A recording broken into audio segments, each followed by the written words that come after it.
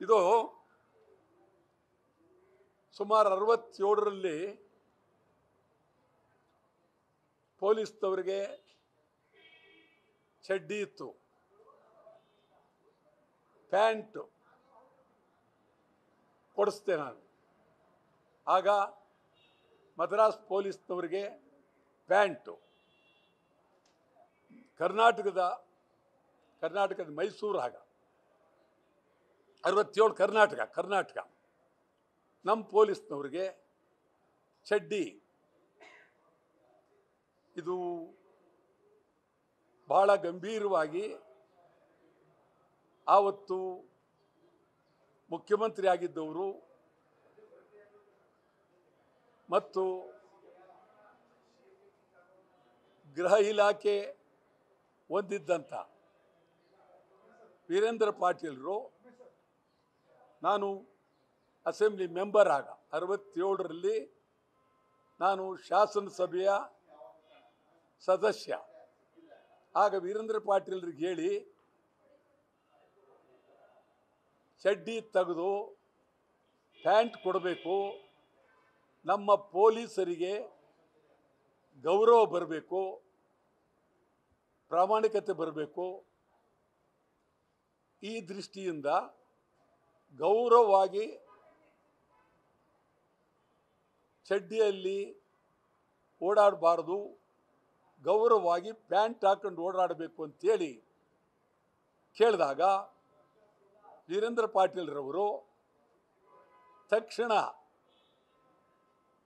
ಆವತ್ತಿನ IG ಅವ್ರಿಗೆ ಹೇಳಿ ಕ್ಯಾಬಿನೆಟ್ಗೆ ತರಿಸಿ ಇಡೀ ರಾಜ್ಯದ ಎಲ್ಲ ಪೊಲೀಸರಿಗೆ ಚಡ್ಡಿಯನ್ನು ತೆಗಿಸಿ ಪ್ಯಾಂಟ್ ಕೊಟ್ಟರು. ಇವತ್ತು ವೀರೇಂದ್ರ ಪಾಟೀಲ್ ನೆನೆಸ್ಕೊಳ್ಬೇಕಾಗಿದೆ. ಈ ಟೋಪಿ, ಇದಕ್ಕಾಗಿ ನಾನು ಭಾರಿ ಹೋರಾಟ ಮಾಡಿದೆ. ಕೊಡಬೇಕು ಪೊಲೀಸ್ನವ್ರಿಗೆ. ಆ ತಲೆಯಲ್ಲಿರ್ತಕ್ಕಂಥ ಹ್ಯಾಟ್ ಏನಿದೆ ಅದು ಕಬ್ಬಣ ಇದ್ದಂಗಿದೆ. ಆ ಕಬ್ಬಣದ ಹ್ಯಾಟನ್ನು ತೆಗೆದು ಸ್ವಲ್ಪ ತಲೆಗೆ ತೂಕ ಇಲ್ಲದೆ ಇರತಕ್ಕಂಥ ಟೋಪಿಯನ್ನು ಕೊಡಬೇಕು ಅಂಥೇಳಿ ಭಾಳ ಸಾರಿ ನಾನು ಹೋರಾಟ ಮಾಡಿದ್ದೆ.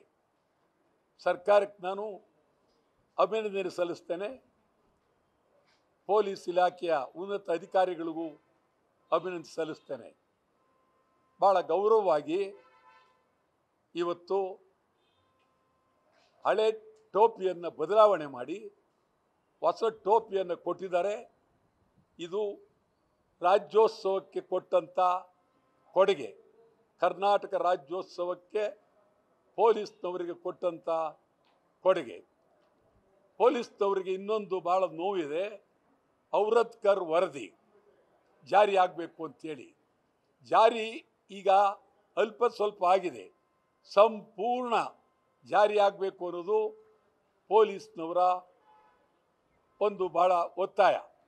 ಅದ್ರ ಜೊತೆಗೆ ವರ್ಗಾವರ್ಗಿ 15 ವರ್ಷ ಆದರೂ ಅವರ ಊರಿಗಾಗಲಿ ತಾಲ್ಲೂಕಾಗಲಿ ಜಿಲ್ಲೆಗಾಗಲಿ ಹೋಗೋಕ್ಕಾಗ್ತಾ ಇಲ್ಲ.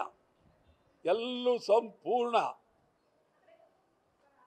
15 ವರ್ಷ ಕಳೆದರೂ ವರ್ಗಾವರ್ಗಿ ಆಗಿಲ್ಲ. ಈ ಬಗ್ಗೆನೂ ನಾನು ತೀವ್ರವಾಗಿ ಸರ್ಕಾರಕ್ಕೆ ಒತ್ತಾಯ ಮಾಡ್ತೀನಿ. ಭಾಳ ಗಂಭೀರವಾಗಿ ಎಷ್ಟೋ ಜನ ಮದುವೆಯಾಗಿ ಮಕ್ಕಳಾಗಿ ಹೆಂಡತಿ ಒಂದು ಕಡೆ, ಗಂಡ ಒಂದು ಕಡೆ, ತಂದೆ ಒಂದು ಕಡೆ, ತಾಯಿ ಒಂದು ಕಡೆ, ಈ ಪರಿಸ್ಥಿತಿ ಇದೆ. ಆದ್ದರಿಂದ ಇದು ನಿಜಕ್ಕೂ ಬಹಳ ಅತ್ಯಂತ ಅನ್ಯಾಯ ಮತ್ತು ನೋವು. ಪೊಲೀಸ್ನವರು ವರ್ಗಾವರ್ಗಿ ಆಗದೆ ನರಕದಲ್ಲಿ ಬದುಕ್ತಾ ಇದ್ದಾರೆ. ಅದೊಂದೇ ಅಲ್ಲ, ಬಡ್ತಿ ಸಾಮಾನ್ಯವಾಗಿ ಕೆಳವರ್ಗದ ಪೊಲೀಸರಿಗೆ ಬಡ್ತಿ ಸಿಕ್ಕಿ 20 ವರ್ಷ 25 ವರ್ಷ ಕಳೆದರೂ ಬಡ್ತಿ ಸಿಕ್ಕಿಲ್ಲ. ಪೊಲೀಸರು, ಕೆಳವರ್ಗದ ಪೊಲೀಸರು ನರಕದಲ್ಲಿ ಬದುಕ್ತಾ ಇದ್ದಾರೆ. ಅವ್ರ ಬಗ್ಗೆ ನಾವು ಪೊಲೀಸ್ ಅಂದ ತಕ್ಷಣ ಅವ್ರನ್ನ ಕಡೆಗಾಡಿಸೋದು ಬೇಡ. ನಾನು ಸಾವಿರಾರು ಹೋರಾಟಗಳು ಮಾಡಿದ್ದೇವೆ, ಸಾವಿರಾರು ಬಂಧನಗಳು ಮಾಡಿದ್ದಾರೆ. ನನ್ನ ಮೇಲೆ ಅನೇಕ ಮೊಕದ್ದಮೆಗಳನ್ನು ಹಾಕಿದ್ದಾರೆ, ನ್ಯಾಯಾಲಯಕ್ಕೆ ಕರ್ಕೊಂಡು ಹೋಗಿದ್ದಾರೆ, ಲಾಕಪ್ನಲ್ಲಿ ಇಟ್ಟಿದ್ದಾರೆ. ನಿರಂತರವಾಗಿ ಬೂಡಿಸದೆ ಹೊಡೆದಿದ್ದಾರೆ ನನಗೆ ಪೊಲೀಸ್ನವರು.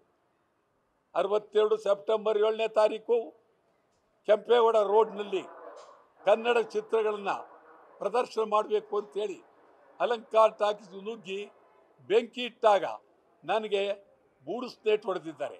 ಆದರೂ ಪೊಲೀಸರನ್ನ ನಾವು ಕಡೆಗಾಣಿಸಬಾರ್ದು. ಅದು ಒಂದೇ ಅಲ್ಲ, ಅನೇಕ ಚಳವಳಿಗಳು ನಡೆದಾಗ, ನಡೆದಾಗ, ಬೀದಿಗೆ ಬಂದಾಗ ಅವರಿಗೆ ಉತ್ತಮವಾದಂಥ ಊಟ ವ್ಯವಸ್ಥೆ ಇಲ್ಲ. ಇದು ನಿಜಕ್ಕೂ ಭಾಳ ಅನ್ಯಾಯ. ಇದು ಸರಿ ಹೋಗಬೇಕು. ಮತ್ತು ನವೆಂಬರ್ 1 ಕರ್ನಾಟಕ ರಾಜ್ಯೋತ್ಸವ. ಕರ್ನಾಟಕದ ಇತಿಹಾಸದಲ್ಲೇ 62 ವರ್ಷ ಒಂದೇ ಸಮನೆ ರಾಜ್ಯೋತ್ಸವ ಮಾಡ್ಕೊಂಡ್ಬಂದಿರ್ತಕ್ಕಂಥವರು ವಟಾಳ್ ನಾಗರಾಜ್. ಅದು ಮೈಸೂರು ಬ್ಯಾಂಕ್ ವೃತ್ತದಲ್ಲಿ ತಿಂಗಳಗಟ್ಟಲೆ ರಾಜ್ಯೋತ್ಸವ ನಡೆದಿದೆ. ಮೊದಲನೇ ರಾಜ್ಯೋತ್ಸವ ನಿಜಲಿಂಗಪ್ಪನವರು, ಕೆಂಗಲ್ ಹನುಮಂತಯ್ಯನವರು ಉದ್ಘಾಟನೆ ಮಾಡಿದ್ರು. ಇಡೀ ರಾಜ್ಯದಲ್ಲಿ ಈಗ ಪರಭಾಷೆಯವರ ದಾಳಿ ಇದೆ. ಕನ್ನಡಿಗರ ಪರಿಸ್ಥಿತಿ ಹೀನಾಯವಾಗಿದೆ. ಕನ್ನಡಿಗರಿಗೆ ಉದ್ಯೋಗ ಇಲ್ಲ. ಮತ್ತು ಈಗ ಮಾತೃಭಾಷೆ ಯಾವುದು ಅನ್ನೋ ಬಗ್ಗೆ ಪ್ರಾಮಾಣಿಕವಾದಂಥ ತೀರ್ಮಾನ ಆಗಬೇಕಾಗಿದೆ. ಈ ಪರಿಸ್ಥಿತಿಯಲ್ಲಿ ನಿಜಕ್ಕೂ ಈ ರಾಜ್ಯೋತ್ಸವ, ಈಗ ಬರತಕ್ಕಂಥ ರಾಜ್ಯೋತ್ಸವ ಕನ್ನಡಿಗರ ಉತ್ಸವ ಆಗಬೇಕು. ಕರ್ನಾಟಕದಲ್ಲಿ ಕನ್ನಡಕ್ಕೆ ಯಾವುದೇ ನೀವು ತ್ರಿಭಾಷೆ ಆಗಲಿ ದ್ವಿಭಾಷೆ ಆಗಲಿ ಏನೇ ಆಗಲಿ, ಕನ್ನಡ ಕರ್ನಾಟಕದಲ್ಲಿ ಕನ್ನಡಿಗರ ಭಾಷೆ. ಕರ್ನಾಟಕದಲ್ಲಿ ಮೊದಲನೇ ಭಾಷೆ ಕನ್ನಡ. ಇದನ್ನು ಈ ರಾಜ್ಯದಲ್ಲಿರ್ತಕ್ಕಂಥ ಎಲ್ಲ ಭಾಷೆಯವರು, ಪರಭಾಷೆಯವರು ಯಾವುದೇ ಮುಲಾಜಿಲ್ಲದೆ ಸಂಪೂರ್ಣವಾಗಿ ಕನ್ನಡ ಕಲೀಲೇಬೇಕು. ನವೆಂಬರ್ ತಿಂಗಳು ಕನ್ನಡಿಗರ ಒಂದು ಅದ್ಭುತವಾದಂಥ ಹಬ್ಬ. ಈ ಹಬ್ಬದಲ್ಲಿ ಇಡೀ ನಾಡು ಕನ್ನಡಕ್ಕಾಗಿ ಗೌರವ ಕೊಡಬೇಕಾಗಿದೆ, ಕನ್ನಡ ಉಳಿಸಬೇಕಾಗಿದೆ, ಪರಭಾಷೆಯವರ ದಬ್ಬಾಳಿಕೆ ನಿಲ್ಲಬೇಕಾಗಿದೆ. ಕನ್ನಡಿಗರ ಉದ್ಯೋಗ ಭಾಳ ಭಾಳ ಪ್ರಮುಖವಾಗಿ ಇದರ ಬಗ್ಗೆ ಸರೋಜಿನಿ ಮಹಿಷಿ ವರದಿ ಮೂಲೆ ಗುಂಪಾಯಿತು. ಆ ದೃಷ್ಟಿಯಿಂದ ಇವತ್ತು ಭಾಳ ಗಂಭೀರವಾಗಿ ಹೇಳ್ತಾ ಇದ್ದೀನಿ.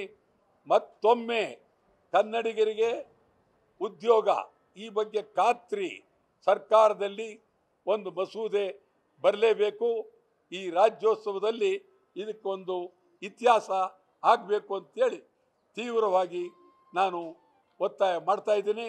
ಇದು ಬಹಳ ಗಂಭೀರವಾಗಿ ಕರ್ನಾಟಕದಲ್ಲಿರುವ ಯಾರೇ ಇರಲಿ ಪರಭಾಷೆಯವರು, ಅವರ ಭಾಷೆ ಕನ್ನಡ ಆಗಬೇಕು. ಯಾರೇ ಪರಭಾಷೆಯವರು ಇರಲಿ, ಅವರ ಮಾತೃಭಾಷೆ ಕನ್ನಡ.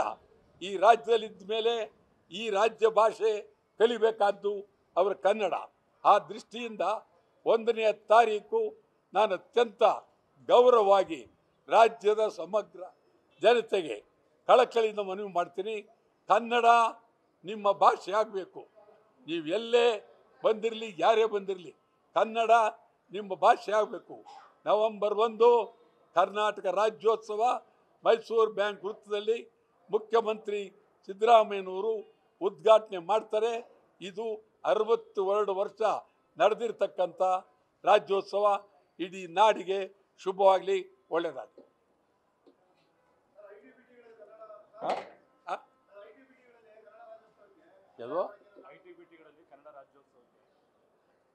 ITBT ಒಂದೇ ಅಲ್ಲ, ಕರ್ನಾಟಕದಲ್ಲಿರುವ ಎಲ್ಲ ಕೆಲಸ ಕಾರ್ಯಗಳು, ಕೇಂದ್ರ ಸರ್ಕಾರ ಆಗಿರ್ಬೋದು, ರಾಜ್ಯ ಸರ್ಕಾರ ಆಗಿರ್ಬೋದು, ಕಾರ್ಖಾನೆ ಆಗಿರ್ಬೋದು, ಕಾರ್ಯಾಲಯ ಆಗಿರ್ಬೋದು, ಸಂಪೂರ್ಣ ರಜಾ ಕೊಡಬೇಕು. ಕನ್ನಡ ರಾಜ್ಯೋತ್ಸವ, ಕರ್ನಾಟಕ ರಾಜ್ಯೋತ್ಸವ ಆಚರಣೆ ಮಾಡಲೇಬೇಕು. ಯಾವುದೇ ಕಾರಣಕ್ಕೂ ಆಚರಣೆ ಮಾಡದೇ ಇರತಕ್ಕಂಥ ಕಾರ್ಯಾಲಯಗಳಿಗೆ ಬೀಗ ಹಾಕ್ತೀವಿ.